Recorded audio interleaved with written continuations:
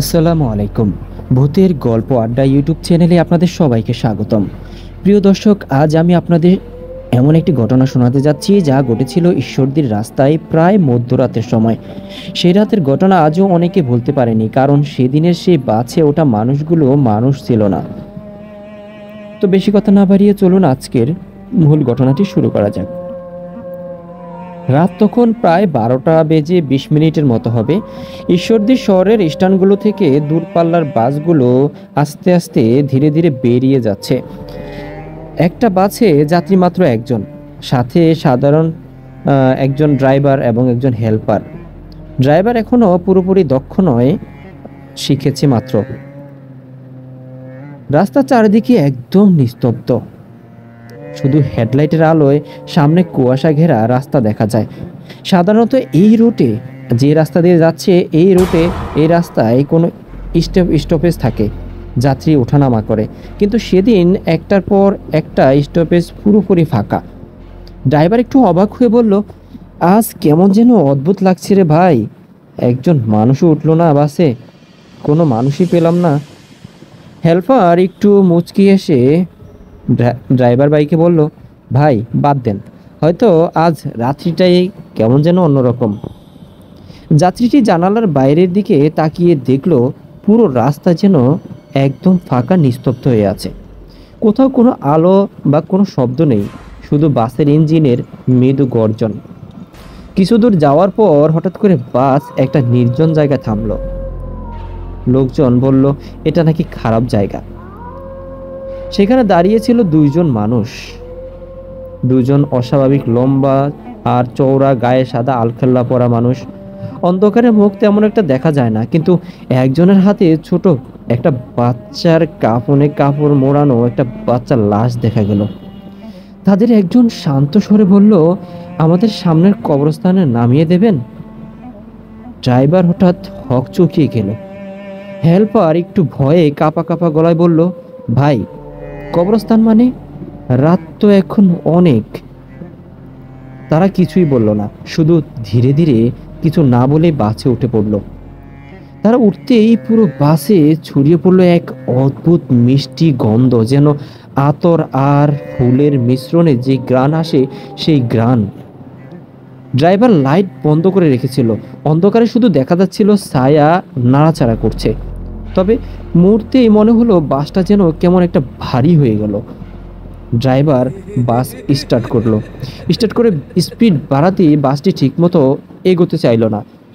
Engine অনেকটা গর্জন করে উঠল, কিন্তু চাকা যেন মনে হলো কাদায় আটকে গেছে। অদ্ভুত দুই যাত্রী গিয়ে বসলো একদম পিছনের সিটে। বাস পুরো ফাঁকা, তবুও তারা পিছনে বসলো। ড্রাইভার আর হেল্পার আর সেই একমাত্র যাত্রী, তিনজনেই কেমন যেন ভয়ে আতঙ্কে গা শিউরে উঠছে তাদের। কেউই কথা বলছে না কারোর সাথে। হঠাৎ পিছন দিক থেকে শোনা গেল একটা ভয়ঙ্কর শব্দ, কেমন যেন মানুষ, একটা কুকুর বা বিড়াল যদি হাড় কামড়ায় কর্মর যেমন শব্দ আসে, এমন হাড় কামড়ানো শব্দ আসছে। ড্রাইভার ভয় পেল, হেল্পারও ভয় পেয়ে গেল।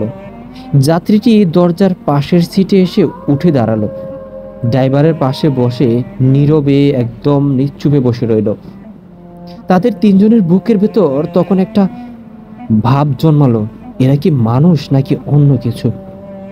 অবশেষে তারা যেই কবরস্থানের কথা বলা হলো সেই কবরস্থানের সামনে এসে দাঁড়ালো। চাঁদের আলোয় পুরো গাছগুলো যেন দাঁড়িয়ে আছে একদম নীরব নিস্তব্ধে। ড্রাইভার ভয়ানক কণ্ঠে বলল, আপনারা পৌঁছে গেছেন, এবার নামেন। তারপর সেই লোকগুলো ধীরে ধীরে উঠে দাঁড়ালো। তাদের হাতে তখনও সেই কাফনে মোড়ানো ছোট নিথর দেহ। যাত্রীটির তখন মনে কৌতূহল হলো, এরা দেখতে কেমন।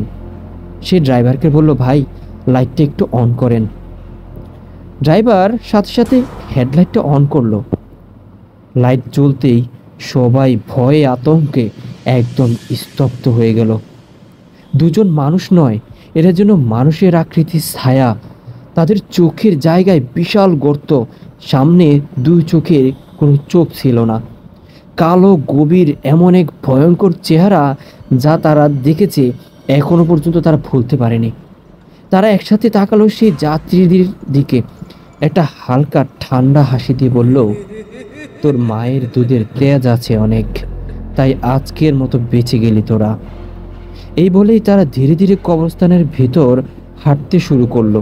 আর যখনই তারা হাঁটলো তখন তারা খেয়াল করলো তাদের পাগুলো মাটিতে লাগছে না, যেন হাওয়ায় ভেসে যাচ্ছে। কিছু দূর যেতে যেতে হঠাৎ তারা অন্ধকারে মিলিয়ে গেল। বাসের ভিতর তারা তিনজনেই স্থির হয়ে বসে রইল, কেউ ভয়ে নড়াচড়া করতে পারলো না। একটু পর বাস ড্রাইভার আস্তে করে বাসটা স্টার্ট দিল। পিছনে তাকাতেই দেখতে পেল পুরো কবরস্থানটা ফাঁকা, শুধু বাতাসে ভেসে আসছে সেই আতরের গন্ধ। সেদিনের পর থেকে ওই ড্রাইভার আর কখনো রাতের রুটে সেই রাস্তা দিয়ে কখনো যায়নি। হেল্পার কাজ ছেড়ে দিয়েছে। আর সেই যাত্রী আজও নাকি মাঝে মাঝে ঘুমের মধ্যে বলে ওঠে, তোর মায়ের দুধের তেজ বেশি, বেঁচে গেলি। দর্শক, আপনি কি মনে করেন এই ঘটনাটা কেবল গল্প নাকি সত্য? কমেন্টে জানাতে ভুলবেন না। আর এমন বাস্তব বা রহস্যময় গল্প পেতে চ্যানেলটি সাবস্ক্রাইব করে রাখুন।